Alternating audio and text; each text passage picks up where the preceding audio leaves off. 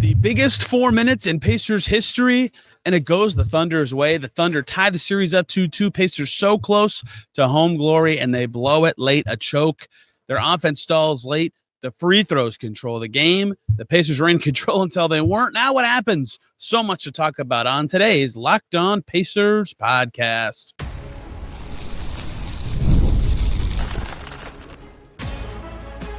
You are Locked On Pacers, your daily Indiana Pacers podcast, part of the Locked On Podcast Network, your team every day. What up, y'all? Happy Saturday/weekend, and welcome into another edition of the Locked On Pacers podcast, where we, of course, talk about the Indiana Pacers. As always, my name's Tony East. I cover the team for Forbes, and today in Gainbridge Fieldhouse, it's almost 1:30 a.m., and the Pacers, heartbreaker. The biggest game in franchise history, the biggest 4 minutes in franchise history. They're winning by 4 late in this game. They've been in control for much of it, despite the lead teetering somewhere between 7-10 and 4-3 the whole time. And the late game play totally costs them. They don't play Pacers ball. I get it, but I don't. Their defense falls apart against the same action over and over. Aaron Nesmith fouls out.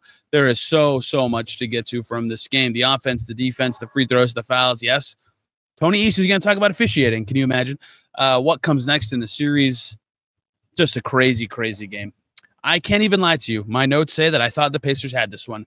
And it was like the third quarter. They were up 10-ish. They needed to extend the lead more than that because they were just straight up playing better than the Thunder at that point of the game. I don't remember the exact time. It was very late in the third quarter. They were up 10. They were in control. They were moving the ball while they were playing their way.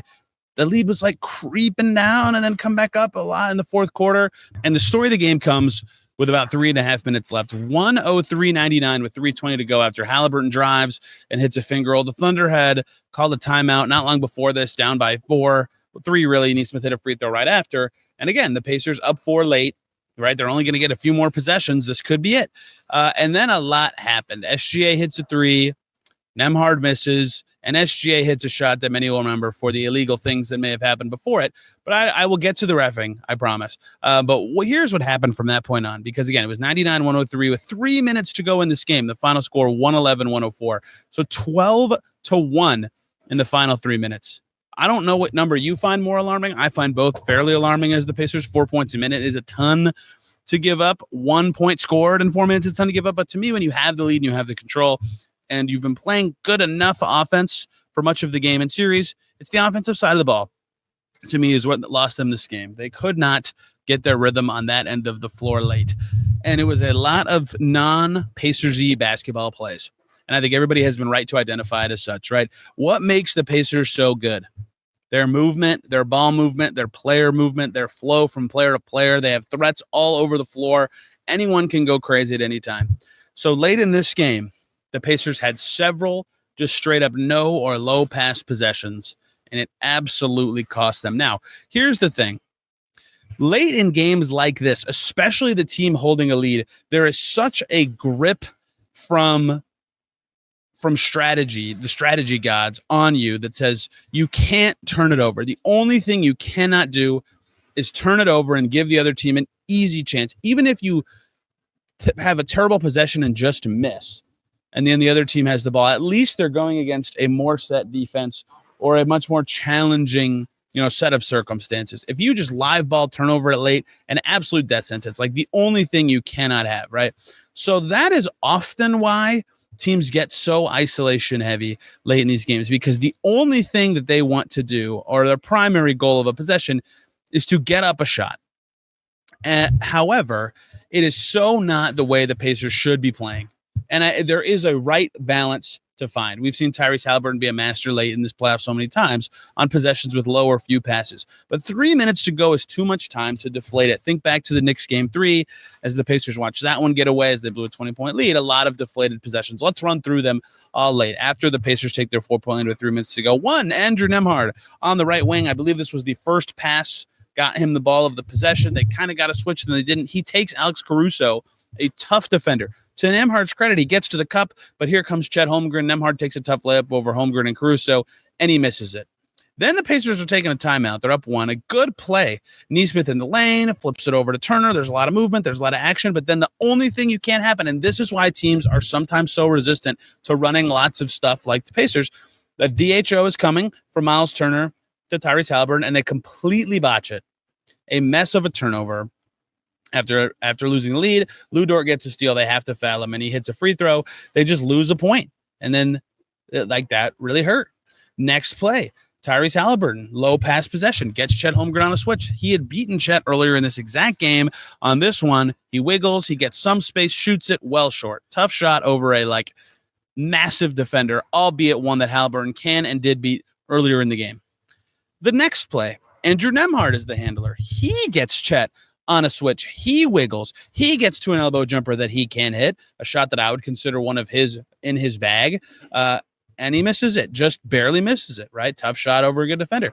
Possession 5. Now they're down 4 or 5. They got to score. Tyrese Haliburton gets Chet Holmgren on a switch. He wiggles. He draws 2 defenders who hits Myles Turner out on the pop. Myles Turner fakes, gets Lou Dort to fly by him. Open 3, well short. Well short. And from that point on, it became a free throw game. And then Ben Mathurin, reliable usually in the clutch Ben Mathurin, missed 3 free throws in a row. Made 2 of them. They would have had a 1-possession game and a chance late in this game to be in it. Made all 3. They would have had the ball down 3 with about 7 seconds to go. He missed 3 of the 4, and then an away from the play foul on him just effectively put the game away as they went down 5 with 20 seconds to go. Missed free throws are what they are. Bad. Can't have them. The Pacers missed way too many in this game. I've seen the stat. Whatever. They missed too many. I'm not going to get into my soliloquy about free throws. They had to make those. And Ben Mathurin hit a free throw earlier in this game. After looking away, they handed him the ball during his routine. There was a foul right behind him. That boy, oh boy, are we about to talk about. And he made that free throw with his routine broken up. Like, that guy is a great free throw shooter, right? Until that point where he missed the 3, I think he made every one he took in the game and was like money the game before, like a career, a playoff defining game for him. Goes 5 for 8. All 3 of his misses were late.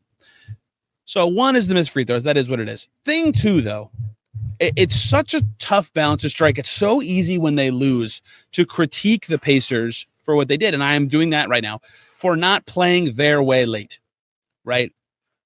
For not moving it and Haliburton throwing it to somebody and then running somewhere else and then coming back and getting it. And then this guy throws it. You know what I'm saying? The chaos, the randomness as they call it. They got away from that. And again, a lot of teams play very low pass or short pass or few pass possessions late. The Thunder did. And we'll get to the defensive side in a second. But the Pacers, just the way they play requires them to play a little different than most teams. And that's what makes them who they are. And so when they fall back in that trap of low pace, not playing their way, even if it means adding the risk of a turnover, I think they needed to run their stuff a play or 2 longer in the game. 2 or 3 points more, 1 more make would have gone a long way. They couldn't get it. And the defensive side, clear objective from the Thunder when they come in the game 103-99. 2-man game. SGA, J-Dub. SGA handle, J-Dub screen, Pacers switch.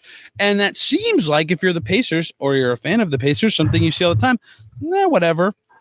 Nembhard's on SGA, Nesmith's on J-Dub. Like, that's the Pacers' best 2 perimeter defenders. They should be happy to have those 2 being the 2 involved in defending this action. But J-Dub has had a wonderful trip to Indy. He has played very well in this building behind me on this journey. And SGA had a wicked 4th quarter, albeit with some help. And they tore that up. They were dominant in that action. SGA kept getting good shots out of it against Nesmith. Nesmith's foul out came after a travel. But Nesmith's fouling out was also a huge part of this because he's a big part of the Pacers' movement and spacing and things on offense, and Mathurin came in. They couldn't stop that action. Regardless of the whys and the hows, they could not stop. And that's what an MVP can do to you late in the game. They shut down the Thunder late in game 3. That's what won them that game, was their defense in the 4th quarter. This time it was the Thunder flipping the script late in the game, and they were the team closing it out late. Both ends of the floor. The biggest 4 or 3 or whatever time period you want to use when the Pacers are up 4 minutes in the history of the Pacers franchise, and they devolve into another team, and they can't get the stops, and they have to sit with that now. And it's going to be tough emotionally. They have at least 2 more games, and I have a lot more to talk about with the psyche of the series and the Pacers and the finals. But that was just a mess of a final 3, 4, 2 minutes, whatever you want to say, after a great first 40 for the Pacers. The inverse of game 1, where the Thunder were up 15 late and felt like the better team for much of that game, and the Pacers came in and stole it, and they had a good third quarter and a great fourth quarter and won it on the road. The Thunder did it this time, and that's what makes it so interesting to me. It's 2-2. Both teams have a road win. Like, results-wise, it'd be very easy for anyone, including me, to say, well, it doesn't really matter who's at home. Anyone can win in a game. And I in my heart of hearts, I believe that. But I also, in my heart of hearts, believe that the home team has played better in every game in the series, and that's why it's tough for the Pacers that 2 of the final 3 are on the road, especially after what just happened in this game. Just a disaster of an ending, a franchise remembering level of an ending that they have to sit with and figure out how to not have happen again if they get into another close game. This is their now 3rd really close game of this series late. They need to be better than that. And this is a weekend show, so we can flow right into thing 2 really quick. Let's do it. Let's talk about officiating. I very rarely do this, but I have to, right? So let me back up for just a sec. I'm going to get into some individual calls that I thought were wrong in a second. They blew that game regardless. They lost the game themselves. This is the Pacers are a flow team, a high tempo team, a open floor go team. A game with 70 plus free throws is so total attempted by both teams is so disruptive to that style, right? That's the thing I asked Andrew Nemhart about after the game.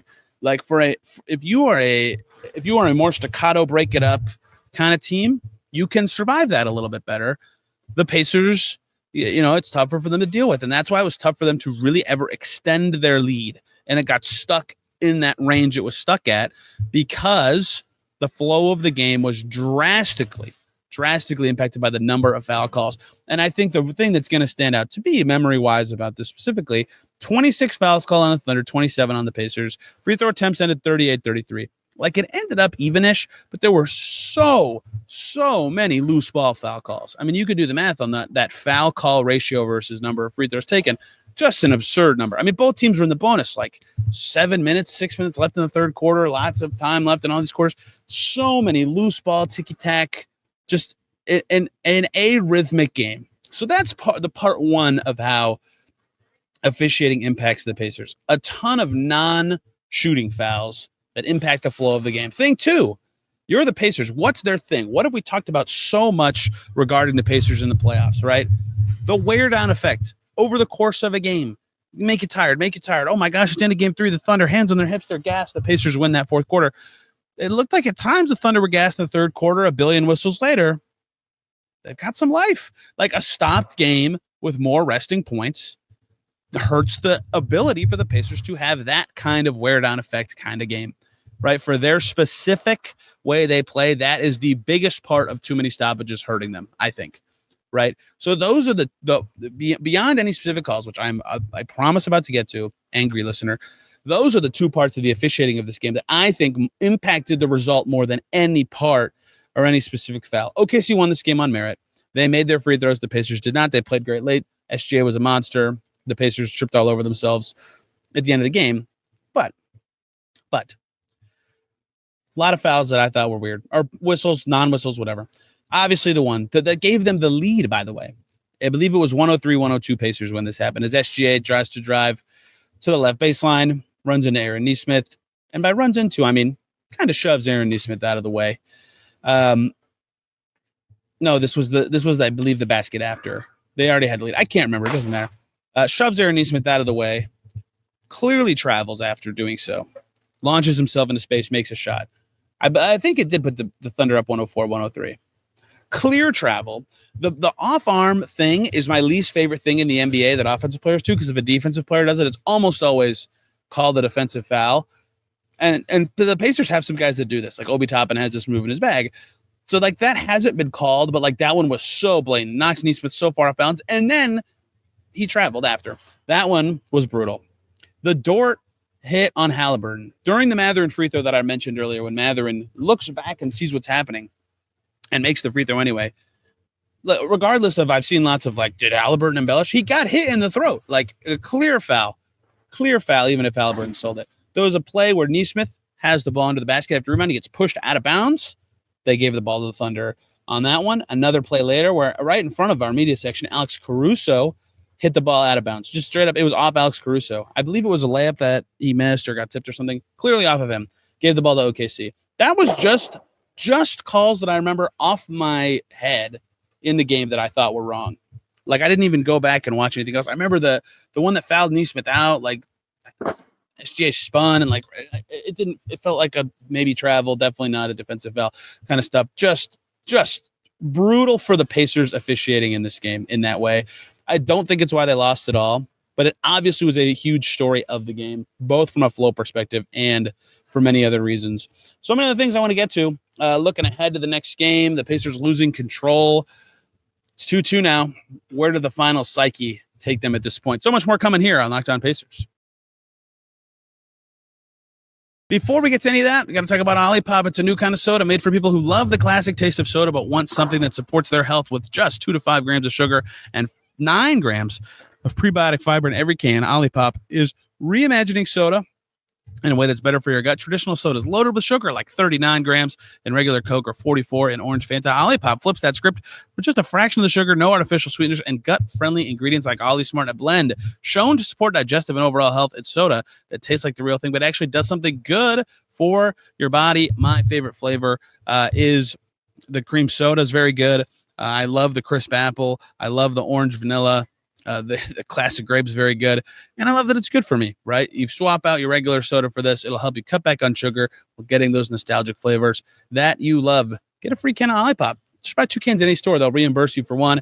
Head to drinkolipop.com/LockedOnNBA to claim your free can and find OLIPOP near you. That's drinkolipop.com/LockedOnNBA.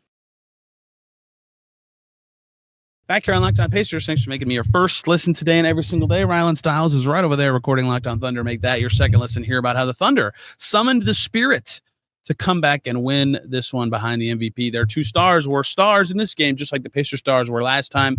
And that pivots to the who needs to be better conversation, short of saying everybody in this game. Obi Toppin was phenomenal again. He's had a wonderful series outside of game 2. I think outside of him, everybody could stand to just be a tick better at something or things in this game, right? Pascal Siakam gets to 20 points. It takes him 15 shots to get there. He goes 6 of 15 in this one. He did a lot of things very well. He had 8, 5, and 5 beyond that, but just a little bit more offensive efficiency helped. And people were talking a lot about him not getting the ball late in this game. I do think there's something to that, but like the way the Thunder were defending the guys they had on the floor, he's such a flow player that I think he should have been the screener if they were going to actually run actions. They were doing guard stuff to try to get SGA in there, certainly. Ends up that Chet's involved a lot. And it just never quite worked that way. They needed to find a way to get him chances, certainly. But it's so much harder to just have Pascal Siakam be the guy when, Lou Dort or Caruso or whoever's on him late. J-Dub, you don't want to just initiate through that. But whatever. He could have been stood to be a little bit more efficient. Haliburton makes 1 of his 7 threes. He was great on 2, 6 for 8 there. But 5 turnovers from him like that. He could stood to be better there. Nembhard, 4 for 9. He's been fine these last 2 games, pretty good in game 3, but great in game 3 in the defensive end. But 4 turnovers was killer from him in this game. And Nesmith and Turner combined 5 for 19. Those 2 are getting chances. 11 threes attempted for those 2 makes, both from Nesmith. Look, if Turner's sick, whatever, he just got to be better. There's just nothing to say. Sickness is a thing. I no doubt it's impacting his play. Not using that as an excuse, though. He just has to be better. He's more involved. They're using him the way I thought they should use him, as a fulcrum, top of the key, have him hand it to Haliburton, have him swing it, have him be involved. That's great. That's what they should be using Myles Turner for. But he has to find a way to make some shots and get into space. He hit a tough fadeaway jumper in this game, but missing his 6 threes. Every 3 Myles Turner takes is basically wide open, just given the way OKC defends him. Just needs to be better making some shots in this series because he's so involved. He has to be to get the Pacers the ball on the move to help them get it side to side within their pace. And Nesmith makes 2 threes, but goes 0 for 4 on 2s. He's had such a wonderful playoffs. He's certainly grown as a player, but just a little bit more from him on the offensive end would go a long way because the rebounding was there. He had a huge board that I thought was going to be, if they won, one of the defining plays of the game as he outmuscles Dort for it.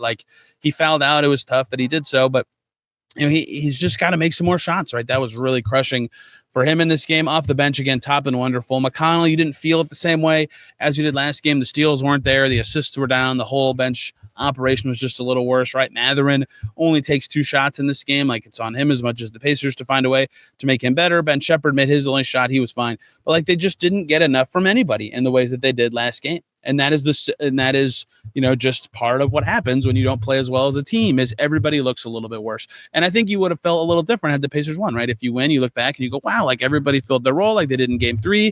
They held on late. They figured it out. But when you lose, all that little stuff that throughout a game feels like, well, if they win, whatever, like, that's such a small thing, matters so much more. And in a game where no one felt dominant, right? Toppin felt great at times. And I actually have a small critique I would like to levy in a second.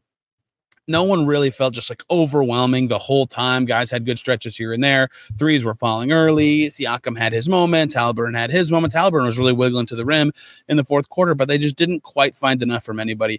My Toppin complaint to levy or thought to have is, I'm surprised he came out of the game late in this one. I can't remember the exact moment that it happened.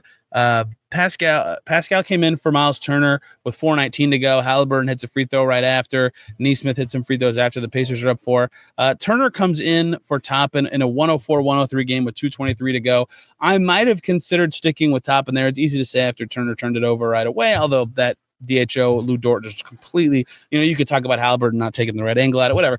I might have thought about sticking with Toppin there. I get why they didn't, because if SGA, J-Dub is just going to be the 2-man action over and over, you got to tilt defense. You got to try to stop some plays at the basket. And Turner, for all the faults he's had in some of these games, certainly has defended pretty well. But they needed more from him in this game, and I would have maybe considered leaving Toppin out there to close this one if I was the Pacers. And then obviously when Nesmith fouled out, they went to Mathurin. It's just the lineup was completely junk at that point compared to what they wanted. Not junk as in bad players, junk as in compared to what they hoped the 5-man lineup would be at the time. So just a lot for the Pacers to look at. And now it's time for a test of wills. Look, so much inertia is like so many things are coming to a head in the next couple games. The Pacers have not lost 2 in a row in 3 months. The Thunder losing at home, a complete rarity. The home teams played better in every game. It's the finals. You just never know what the moment's going to do to someone. I can't believe I'm saying this, but like I've known it's the finals. I felt the moment and how big it is. But there was at halftime of this game, I was walking around, and it just all of a sudden like hit me like, whoa, I'm at a finals game. Like that just happens to people in these events. It's just like a huge thing. You never know who will shrink and rise, and you never know how these finals games will go. It's 2-2. Anything can happen, as we've seen. Both of these teams have won twice. Both of these teams have stolen a game. Both of these teams have played comfortably in a win in this series. You just never know. And I know there's been the quote that's gone around, and I've said it, about how a team feels like they're never going to lose after they win, and the team feels like they're never going to win after they lose. The Steve Nash quote that Carlisle has recited to us numerous times now. Right after a loss like this, it will feel that way for the Pacers, who just blew it. Right? Quite frankly, they blew it. They could have been up 3-1 with 3 chances to win once for a championship. Like they have to sit with that.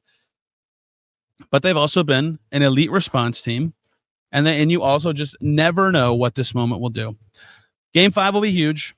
Everybody will say that whoever wins Game 5 is probably going to win the series, and that is not like even that crazy of a take because of just odds. Right? There's a game here in this building again. The Pacers have played better than the Thunder in this building in this series. You never know what's going to happen in a Game 7. Like nothing is over. Nothing is decided. There is so much to come and be said about this NBA Finals. And the Pacers still certainly have a chance. They just blew a big one. There's no way to sugarcoat it. They just blew a big one. But they have a chance. They're a good team. They've been a great team all playoffs long with some flubs. So this was a flub, and they have to flush it. They have to learn from it first. Then they have to flush it and come back better the next game. They've got to shoot better. This is their second straight not great shooting game from 3. This is a good shot-making team. That was not a good shot-making team today. There's a lot they can do better individually. They sunk late, which is a rarity for them in the playoffs. But it's the finals. They have a coach who's done this before in a 2-2 series with the Mavs and the Heat in 2011. They have a team full of guys who are capable of this. The Thunder have also done this. They were down 2-1 against the Nuggets and came back in the fourth quarter to beat that Denver team. Can they do it again in the finals? That's what they'll be saying. We've done this before. We know these emotions. Both teams have some form of history or moment on their side. So who's going to rise up?